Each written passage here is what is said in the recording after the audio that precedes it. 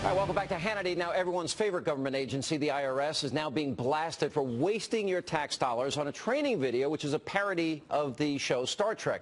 Here's a clip of the stupidity you paid for. Sir, it's worse than we thought.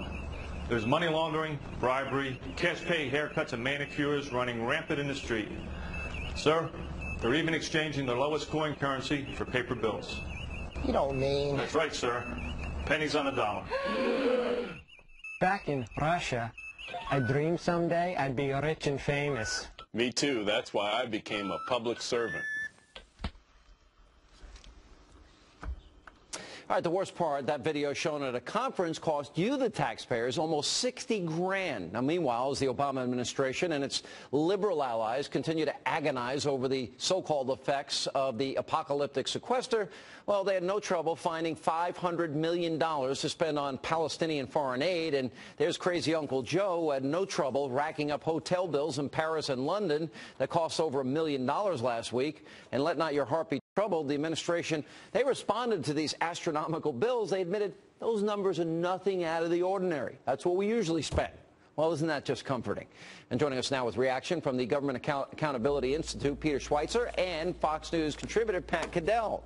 I really get a kick out of Biden and his extravagance, Peter.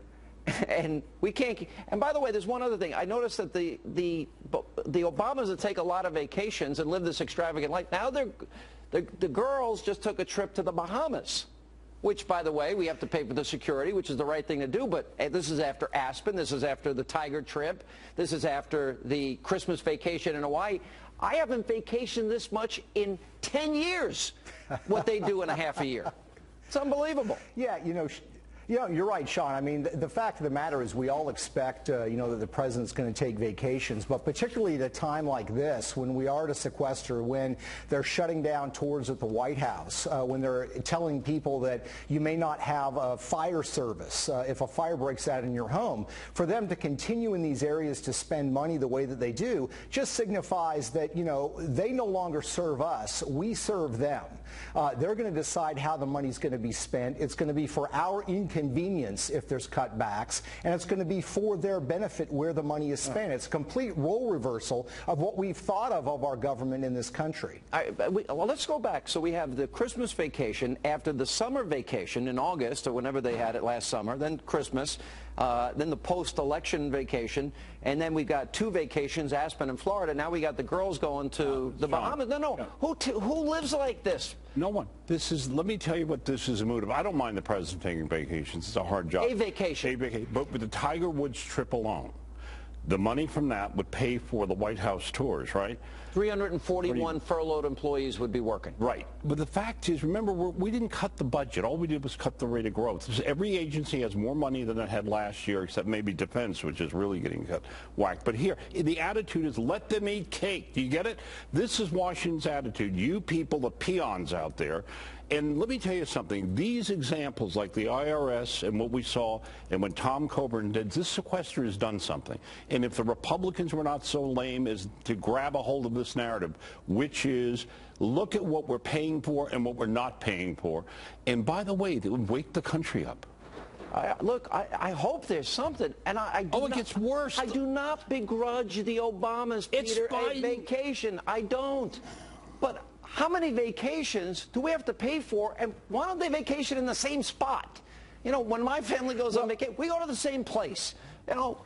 Multiple trips all over the country, kids, spring break when the White House isn't open. Come on. Yeah, I think you're right, Sean. And it's also a question not just of the money being spent, but of the tone.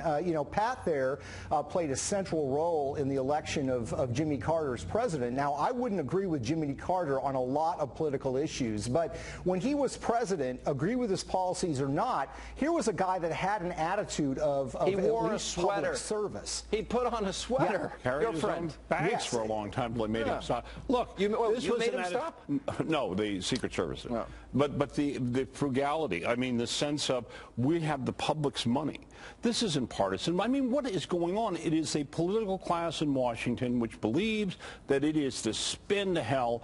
And you know, look at Biden's trip to Paris. Now we find out the limousines were another $300,000 on top of the $600,000 for one night at a hotel. I mean, come on. You have an embassy in Paris. There is no effort we have to cut back. As I said, the attitude is let them eat cake, and here's the problem. You have a president who's willing to hurt people. I've never seen this, to make them pay the price. Next will be airlines. You watch what they're doing to punish the American people to make a political point. And we're spending more money this year than last. Yes.